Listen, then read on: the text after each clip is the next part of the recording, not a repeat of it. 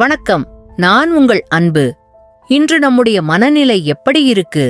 நம்ம வாழ்க்கையை உயர்த்துவதும் அல்லது பின்னுக்கு இழுப்பதுவும் எது காரணமாக அமைகிறது என்பதைப் பற்றி உங்களுக்கு தெரியுமா? வாங்க பேசலாம். நம்ம எல்லாருக்கும் மனநிலையின் முக்கியத்துவம் பற்றி நன்றாகவே தெரியும். ஆனாலும் சில சமயம் நம்மையே நாம் தான் நல்ல ஆரோக்கியமான மனநிலையை தடுக்கிறோம் என்பது எத்தனை பேருக்குத் தெரியும்? அது என்னவாக இருக்கும் என்று சிந்தித்ததுண்டா? எடுத்த எடுப்பிலே என்னால் முடியாது, இது எனக்கு ரொம்ப கஷ்டமாச்சேன்னு ஒரு எதிர்மறை கருத்தை உடனே சொல்லுவோம் பாருங்க. அந்த வினாடியே நம்ம திறமையை நாம் அடக்க நினைக்கிறோம். இதுதான் நம்ம முன்னேற்றத்துக்கு பெரிய தடையாக இருக்கிறது. இது மட்டும்தான் நம்மளுடைய முன்னேற்றத்தை தடுக்கக்கூடிய விஷயமா இருக்குமா? இன்னும் நிறைய இருக்கு. இந்த வீடியோவை ஸ்கிப் பண்ணாம முழுசாக பாருங்க. இதற்கான விடையை 3 விதமான கருத்துக்களிலும் தீர்வையும் இந்த வீடியோவில் கடைசியா சொல்லியிருக்கிறோம். முதல் விஷயம், நமது திறமையில் நமக்கே சந்தேகம் நம்முள் இருக்கும் அந்த குரல், நீ சாதிக்க மாட்டாய், இது உன்னால் பண்ண முடியாது, உனக்கு அதற்கான தகுதி இல்லைன்னு சொல்லும். இந்த குரல் நம்மை சூழ்ந்துள்ள எவ்வளவோ தடைகளை உடைக்க விடாமல் முடக்கி போட்டு முன்னேற விடாம நிறுத்தியிருக்கும். ஆனா இந்த குரல் உண்மை இல்லை. இது நம்மள புரிந்து கொள்ள விடாமல் தடுக்கும் வெறும் எண்ணம்தான் என்பது எத்தனை பேருக்கு தெரியும்? இரண்டாவது விஷயம், தோல்வியோட பயம். நாம தோற்று போயிட்டா எல்லாருமே நம்ம கேலியும் கிண்டலும் பண்ணி சிரிப்பாங்க. அதெல்லாம் நமக்கு எதற்கு?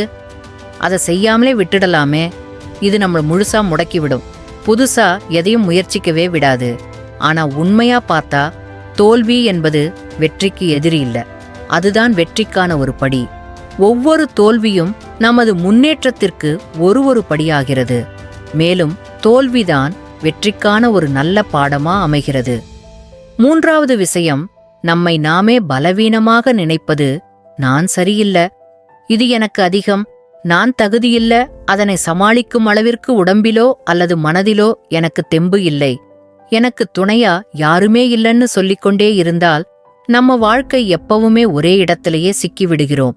ஆகவே இதை போன்ற எண்ணங்களை மனதில் இருந்து எடுத்துவிடணும். இவை உண்மையில்ல, நம்ம மனசுக்கு வந்த வெறும் கற்பனைகள்தான் என்பதை உணர வேண்டும். அதெல்லாம் சரி, இதை எப்படி எதிர்கொள்வது அப்படின்னு மனசுக்குள்ள கேட்டிருப்பீங்க.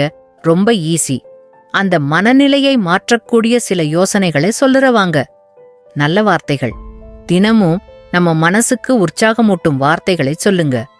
என்னால் முடியும், நான் வெற்றி பெறுவேன்னு சொல்ல ஆரம்பிச்சா நம்ம மனசு நம்ம வலிமைய நம்ப ஆரம்பிச்சிடும். கற்பனை செய்யுங்கள், நீங்க உங்கள் கனவுகளையும் இலக்கையும் அடைந்தது போல தினமும் கற்பனை பண்ணுங்க. அதற்காக நீங்கள் எப்படியெல்லாம் உழைத்திருப்பீங்க என்ற விஷயத்தையும் காட்சியை நினைச்சு பாருங்க.